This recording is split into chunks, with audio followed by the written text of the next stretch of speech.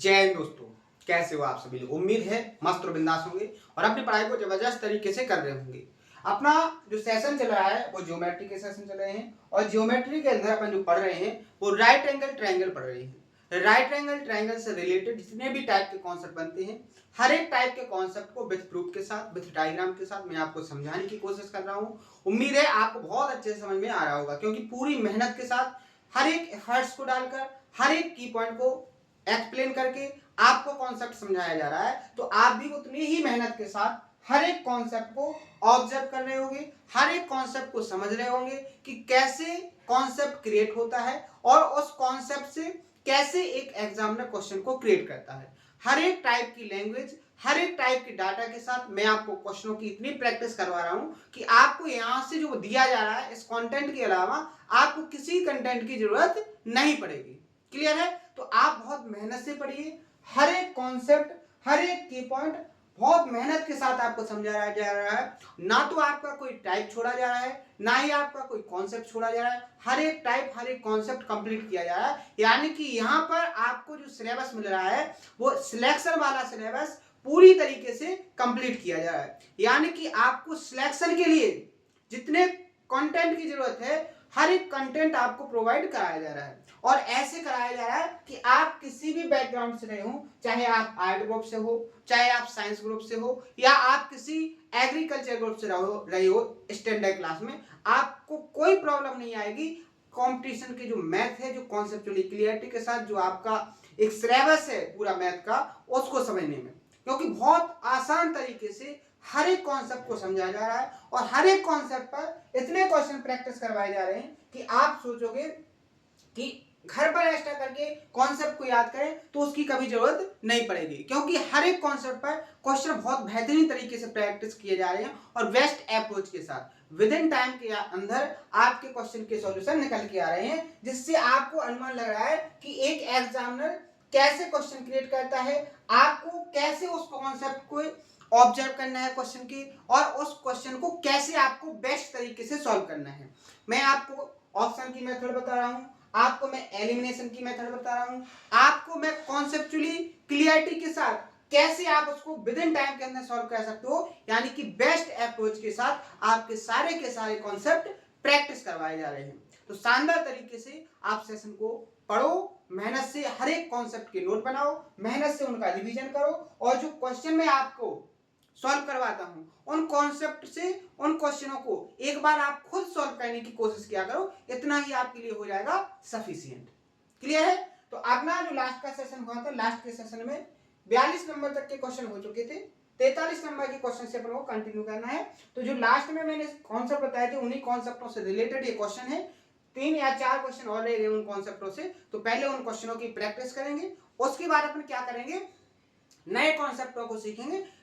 Right angle triangle से, केवल right angle triangle से आपको मैं 70 प्लस क्वेश्चन सॉल्व करवाने वाला हूं। तो आपको पता होना चाहिए कि केवल एक टॉपिक, आप यहां पे देखो 73 क्वेश्चन में आपको प्रैक्टिस कराऊंगा, तो आपको एक अनुमान होना चाहिए कि अगर राइट एंगल ट्रायंगल से रिलेटेड आप 70 क्वेश्चन प्रैक्टिस कर रहे हो तो आपका कोई टाइप नहीं छूट रहा है, आपको हर एक कॉन्सेप्ट का हर एक टाइप प्रैक्टिस करवाया जा रहा है। तो आपको इसके अलावा किसी कंटेंट की जरूरत नहीं पड़ेगी। क्लियर है? समझ में आ गया? तो अपन जो क्वेश्चन है सबसे पहले उनकी प्रैक्टिस करेंगे, फिर नए कॉन्सेप्ट सीखेंगे। ठीक है?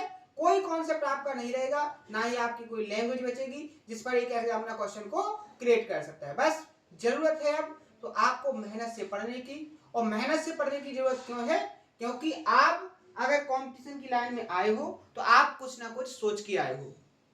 यहां पर जो कंपटीशन की लाइन है, मैं आपको एक बार 2 मिनट का टाइम लेके बहुत अच्छी बात बताना चाहता हूं, जो 90% स्टूडेंट के लिए कैसी होगी, बेनिफिट होगी अगर वो अच्छे से समझेंगे उसको। तो कैसे?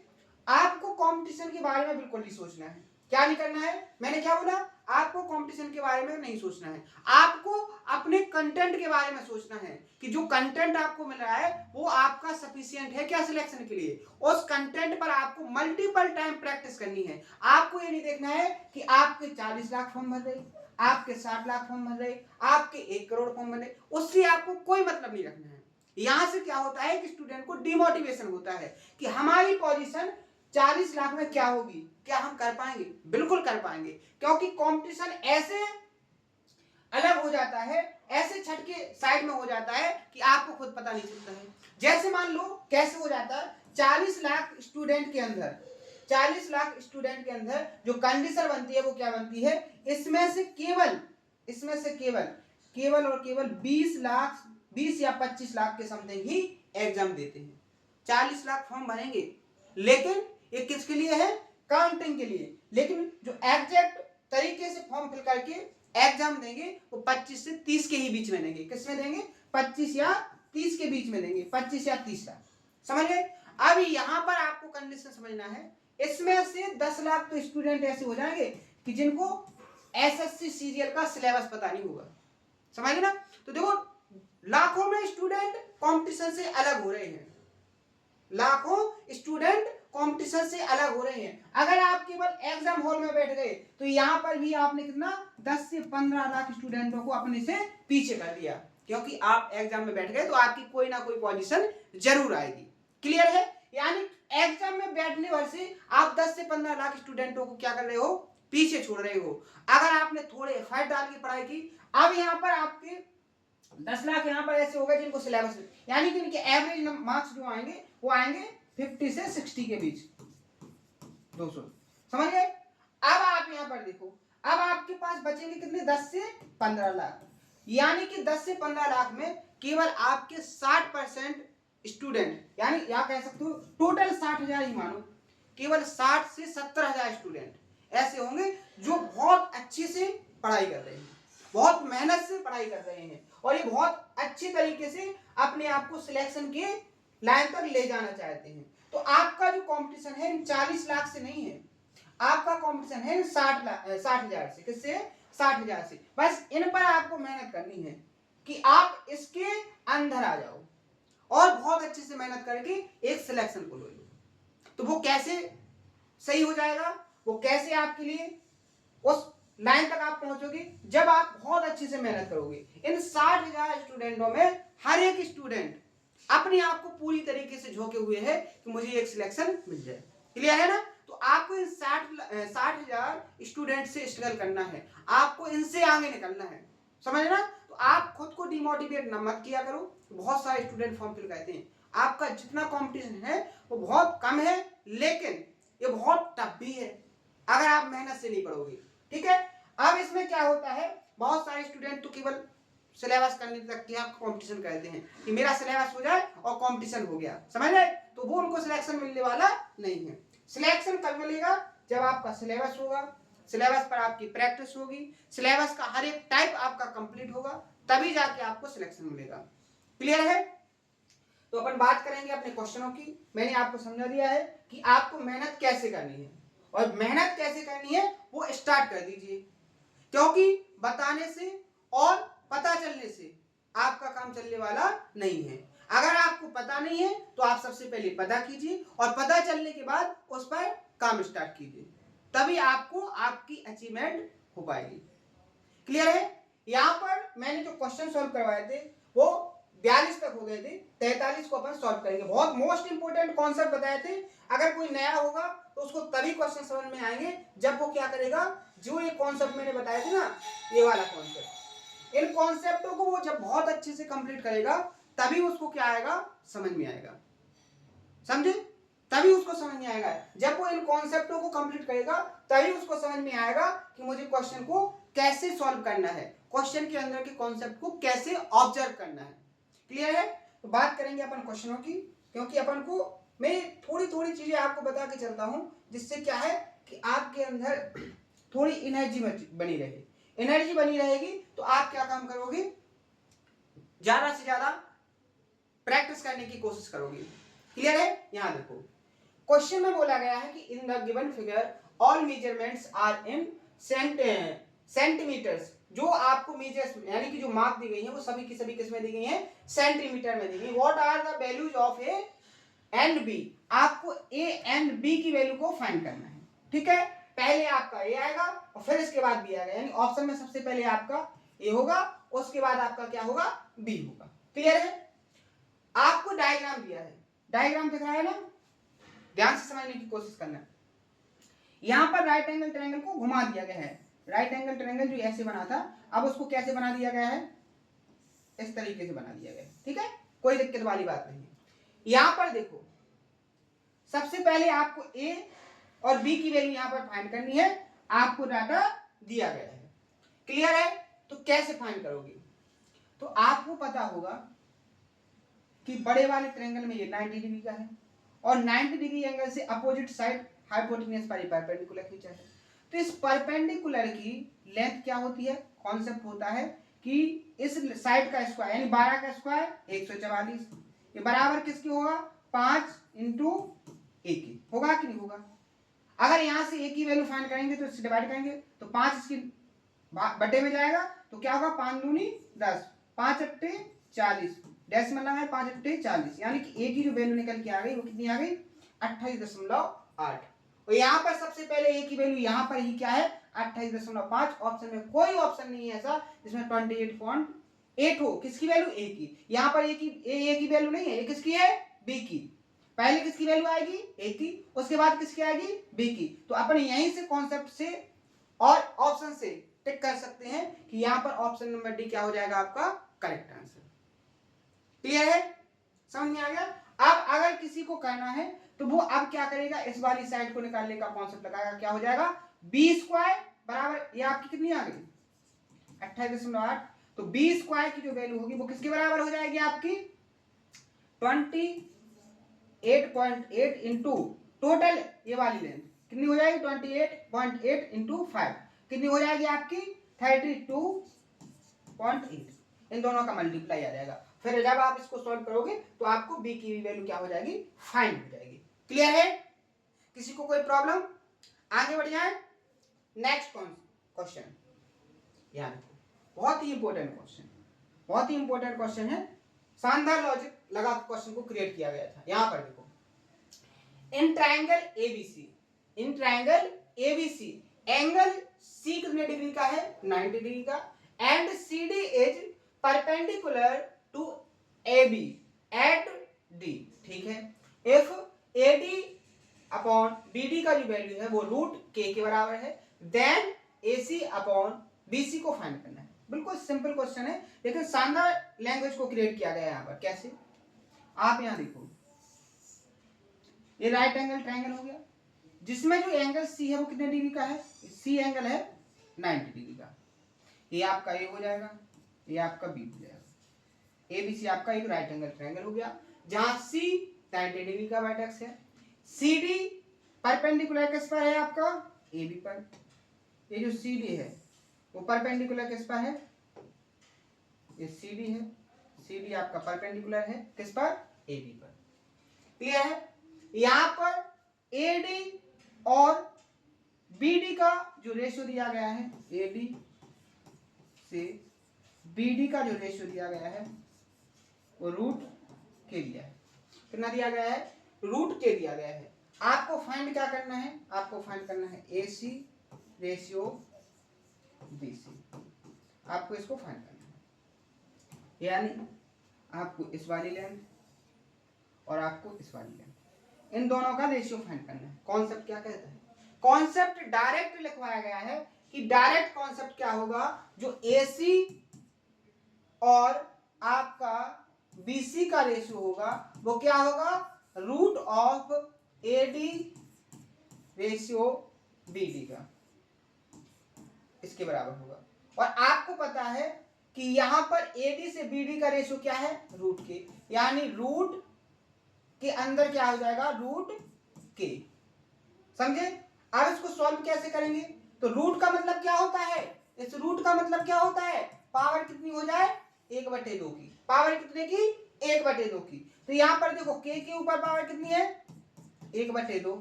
k की पावर 1/2 की होल पावर भी क्या है? 1/2। और जब पावर इनटू में हो तो क्या हो जाएगा? मल्टीप्लाई। तो यहां पर आपकी जो वैल्यू निकल के आ जाएगी वो क्या आ जाएगी? k की वैल्यू क्या आ जाएगी? 1/4। क्या आ जाएगी? 1/4। या इसको लिख सकते हो रूट के, और जो कैरी में आएगा नंबर वो कितना आएगा? 4। पावर कितने की है? 1/4 की। क्लियर है? यहां पर समझ में आ गया?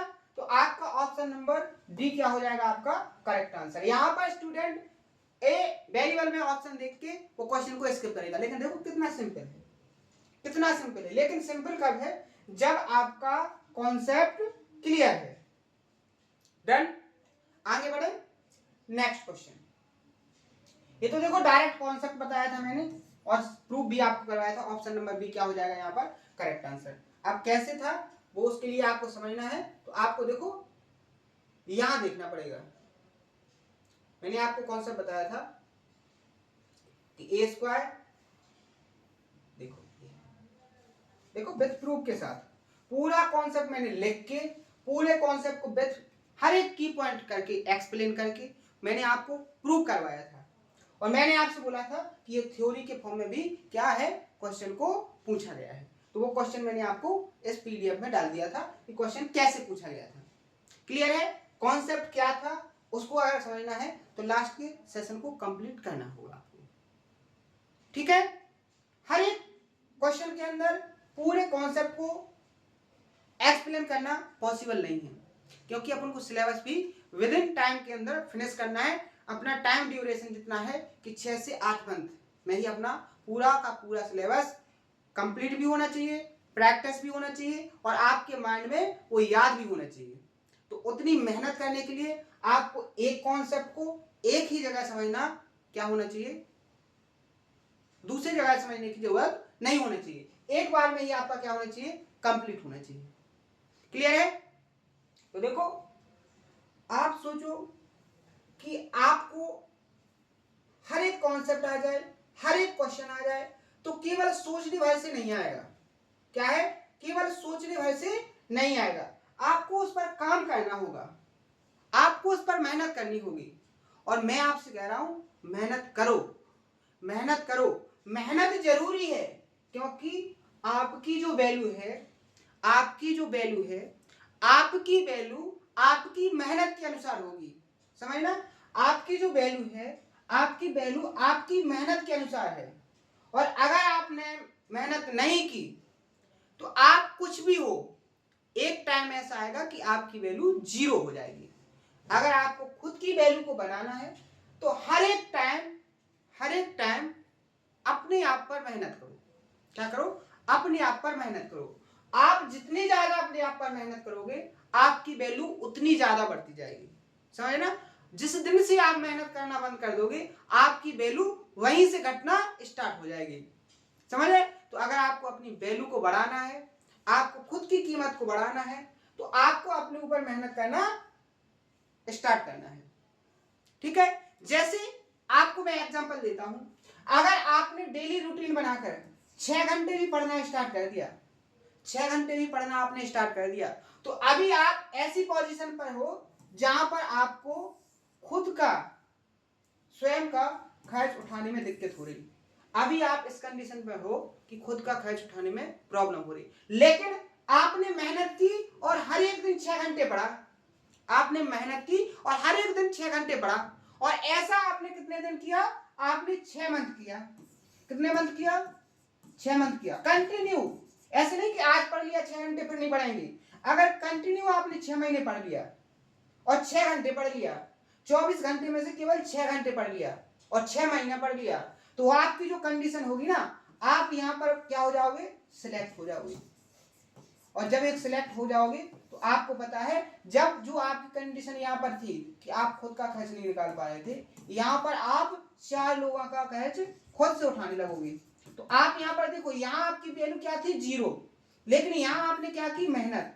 क्या की, मेहनत। और जब आपने यहाँ पर मेहनत की तो आप यहाँ पर जब खुद की कंडीशन को 0 बता रहे थे, यहाँ आपकी जो वैल्यू है वो 100% हो गई। आपकी वैल्यू कितनी हो गई, 100%। तो इसी तरीके से आप किसी भी क्षेत्र में अगर आपको लगे कि अब मैं पढ़ाई के क्षेत्र में काम नहीं कर सकता, तो आपका जिस क्षेत्र में मन लगे उसमें मेहनत करना स्टार्ट करो, लेकिन किसी ना किसी क्षेत्र में आप मेहनत को करो। अगर आप मेहनत करोगे तभी आप इस मेहनत से अपने आप की वैल्यू को बना पाओगे, नहीं तो ऐसा कोई ऑप्शन नहीं है जिससे आपकी वैल्यू हो। क्लियर है, तो मेहनत जरूरी है।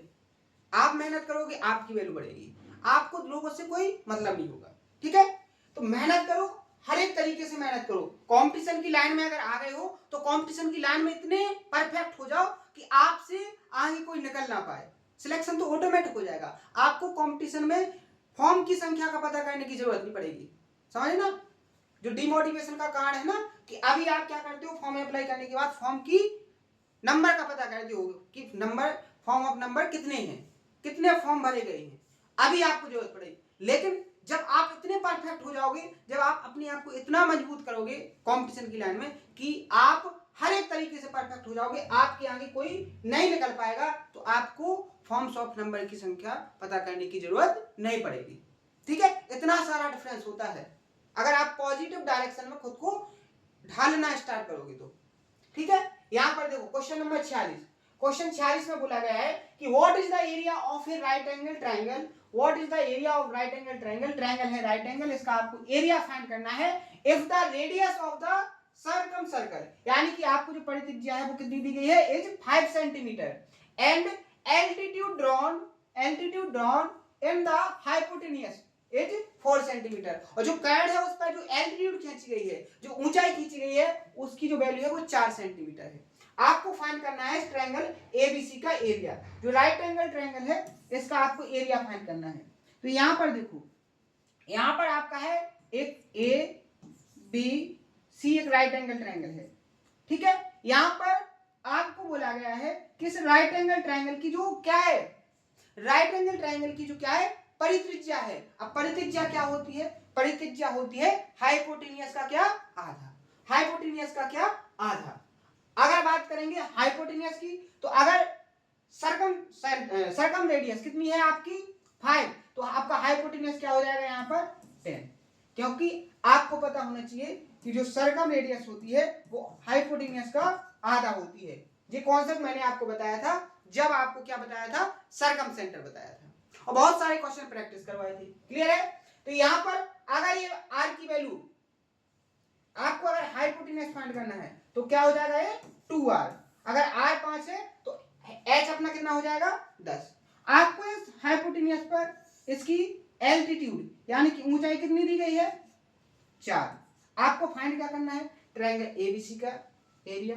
अगर आपको बेस पता हो और बेस के ऊपर हाइट पता हो तो एरिया क्या होता है 1/2 बेस इंटू हाइट, तो यहां पर 2 से डिवाइड करोगे 2 बार, क्या आ जाएगा आपका 20 सेंटीमीटर स्क्वायर, क्या हो जाएगा 20 सेंटीमीटर स्क्वायर। कितना आसान क्वेश्चन है, ऑप्शन नंबर ए क्या हो जाएगा आपका करेक्ट आंसर। लेकिन यहां पर आपको एक कॉन्सेप्ट आना चाहिए था, वो कॉन्सेप्ट ये आना चाहिए था कि यहां पर जो सरकम रेडियस है वो क्या होती है, सरकम रेडियस क्या होती है, हाइपोटेन्यूज का आधा। अगर आप हाइपोटेन्यूज फाइंड करोगे, हाइपोटेन्यूज की जरूरत क्यों पड़ी, क्योंकि आपको एल्टीट्यूड तो दी गई थी, आपको बेस की जरूरत पड़ी थी। किसकी जरूरत पड़ी थी, बेस की। अब बेस आपका था क्या, हाइपोटेन्यूज, क्योंकि हाइपोटेन्यूज पर क्या थी, उस ट्रायंगल की ऊंचाई।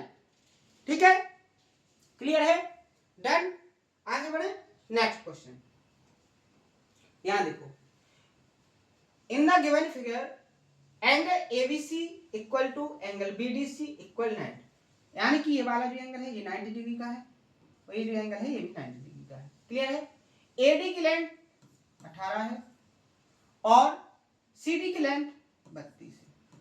क्लियर है, आपको ट्रायंगल एबीसी का एरिया फाइंड करना है। क्या करना है, ट्रायंगल एबीसी का एरिया फाइंड करना है। तो कैसे फाइंड करोगे, आप देख रहे ना, ये आपका एसी बेस कितना हो गया 18 और 32 कितना हो गया 50, कितना हो गया 50, यानी बेस तो आपको पता है, एरिया हो जाएगा आपका 1/2, बेस आपका क्या हो जाएगा 50, बेस पर आपकी हाइट कितनी हो जाएगी बीडी, कितनी हो जाएगी बीडी। अगर आपको बीडी की लेंथ पता चल गई तो आपका एरिया आपके सामने होगा, बीडी की आप लेंथ निकाल सकते हो। कॉन्सेप्ट बताया है मैंने कि जो बीडी का स्क्वायर होगा वो आपका होगा एडी इंटू सीडी, क्या होगा एडी इंटू सीडी। तो बीडी का स्क्वायर, एडी आपका कितना है 18 और बीडी कितना है आपका, सीडी कितना है यहाँ पर 32। अगर आप यहाँ पर बीडी की लेंथ निकालोगे तो दोनों तरफ क्या ले लोगे स्क्वायर, तो बीडी बराबर क्या हो जाएगा आपका √18 × 32। यहाँ पर देखो 18 को आप क्या लिख सकते हो 9/2, 32 को क्या लिख सकते हो 16/2, आसान तरीका रूट से बाहर निकालने का। 9 का क्या निकलेगा 3, 2 और 2 क्या 2 निकल आएगा और 16 का क्या निकलेगा 4, 4 दूनी 8 थी 24, यानी BD की लेंथ कितनी आ गई आपकी 24। और यहाँ पर क्या कर दोगे, इस 24 को पुट कर दोगे, ठीक है। यहाँ से डिवाइड करोगे तो क्या हो जाएगा 25, और 25 का जब आप क्या करोगे 24 में मल्टीप्लाई 100 और 25 दूनी 50, 50 और 10 60, कितना आ जाएगा 600। ऑप्शन नंबर बी यहाँ पर क्या हो जाएगा आपका करेक्ट आंसर। क्लियर है, क्लियर है। तो यहाँ पर दो कॉन्सेप्टों को यूज करके एक क्वेश्चन बनाया गया है, और जब दो या दो से ज्यादा कॉन्सेप्ट मिसलेनियस बना के एक क्वेश्चन को क्रिएट किया जाता है तो उनका जो लेवल होता है वो हो जाता है आपका मैथ्स लेवल का। तो मैंने आपसे कहा है कि अपना ये जो बैच चल रहा है ये प्री प्लस मेंस है। क्या है, प्री प्लस मेंस है, और ये नाम मात्र का नहीं है, इसमें वो क्वेश्चन ऐड किए गए हैं, वो सारे के सारे कॉन्सेप्ट ऐड किए गए हैं जो प्री में पूछे जाते हैं और मेंस में पूछे जाते हैं। ना तो ये इसमें प्री का कोई टाइप छोड़ा गया है और ना ही मेंस का टाइप छोड़ा गया है, क्योंकि अपन को जो तैयारी करनी है वो सिलेक्शन वाली करनी है। और सिलेक्शन वाली तैयारी क्या होगी, जब आपका प्री भी निकलेगा, जब आपका मेंस भी निकलेगा, तभी आप क्या हो जाओगे, सिलेक्ट हो पाओगे। तो तैयारी ऐसी कि सिलेबस आपका कैसा हो, सफिशिएंट हो सिलेक्शन के लिए। तो वो प्री के लिए भी चाहिए और मेंस के लिए। तो आपको हर एक टाइप और हर एक लैंग्वेज के कॉन्सेप्ट प्रैक्टिस किए जा रहे हैं, प्रूफ के साथ समझाए भी जा रहे हैं, चाहे वो मेंस लेवल का हो चाहे वो प्री लेवल का हो। बस आपको जरूरत है मेहनत से पढ़ने की। एक क्वेश्चन और करेंगे, उसके बाद अपन क्या करेंगे कल के सेशन में देखेंगे, ठीक है। नया कॉन्सेप्ट यहां पर देखो, in the given figure AC ratio BD, AC और BD का जो रेशियो है, AC कंप्लीट AC कितना है 13, और यहां पर आपका जो BD है, BD अपना कितना है 6, BD कितना है 6, ये 13। आपको फाइंड क्या करना है, आपको फाइंड करना है tan C, C आपका ही, C आपका ही है।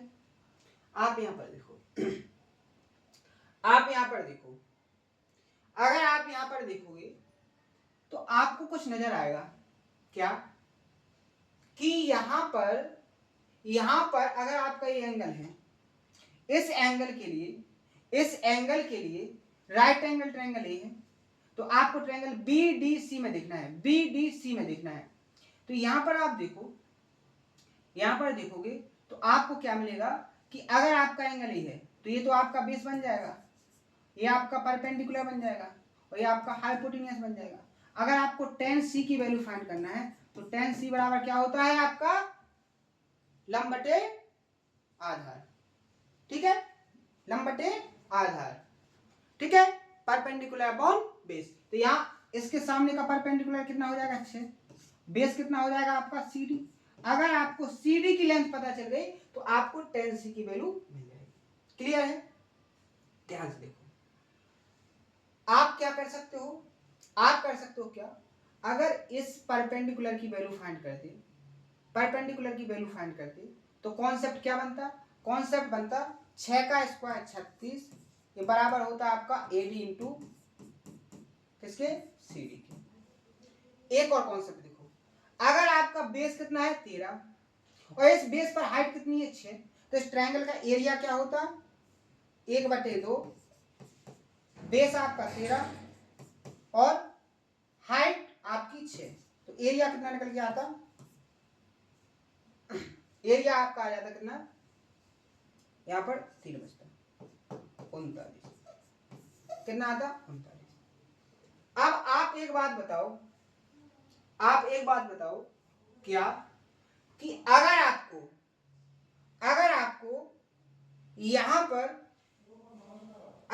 यहां पर एक और तरीका देखो, वो मुझे सिंपल लग रहा है।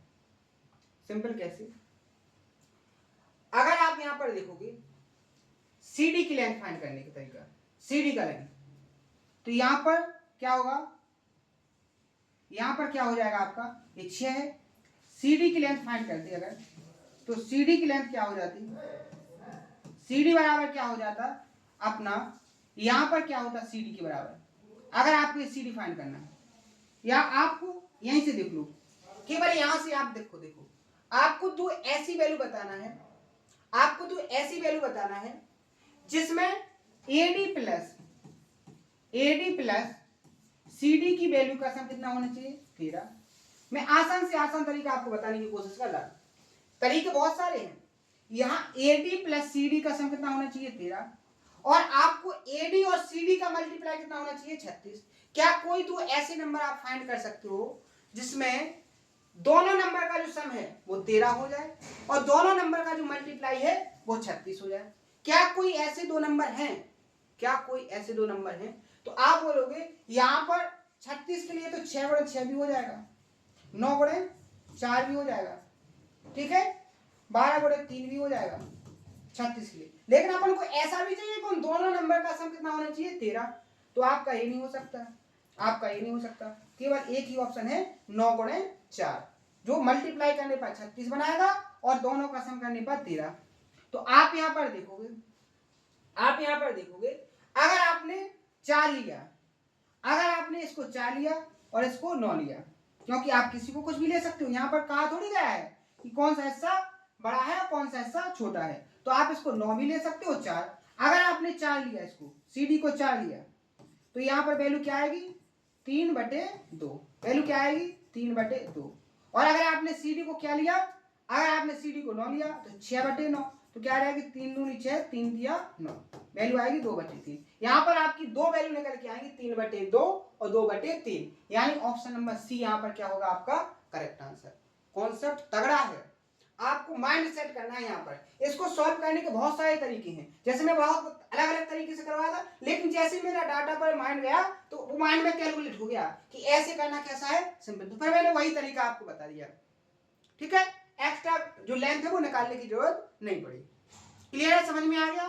तो आज मैंने आपको जो लास्ट में सेशन में जो आपको कॉन्सेप्ट बताए थे, वो सारे के सारे कॉन्सेप्ट पर जितने भी टाइप के क्वेश्चन बन सकते थे, पूरे क्वेश्चन मैंने प्रैक्टिस आपको करवा दिए।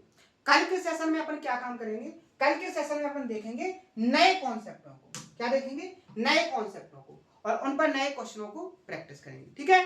तो मेहनत से पढ़िए, आपके अंदर जो रिलेटिव को लेकर, आपके अंदर जो फैमिली पारिवारिक लोगों को लेकर कि वो आपके बारे में क्या सोच रहे हैं, उनको पूरी तरीके से इग्नोर करो। अपने माइंड के अंदर की भ्रम को पूरी तरीके से क्या करो, डिस्ट्रॉय करो, क्योंकि माइंड में 1% भी भ्रम नहीं होना चाहिए, क्योंकि फैमिली, आसपास के लोग आपके बारे में अलग अलग तरीके से सोचते हैं, और अगर आपने उनकी सोच पर काम स्टार्ट किया तो आप जीवन में कभी सफल नहीं हो सकते हैं। अगर आपको सफल होना है तो उसके लिए सबसे इंपॉर्टेंट चीज है आपको खुद के बारे में सोचना है, ठीक है। तो मेहनत से पढ़िए। अगर आज के सेशन में कोई डाउट हो तो उसको कमेंट बॉक्स में बताना, हर एक डाउट को सॉल्व किया जाएगा। पूरी तरीके से मैं मेहनत कर रहा हूँ आपको हर एक तरीके से परफेक्ट बनाने के लिए। तो आज के सेशन में इतना ही, मिलते हैं नेक्स्ट सेशन में इसी जोश और उम्मीद के साथ। आज के लिए इतना ही, थैंक यू, धन्यवाद।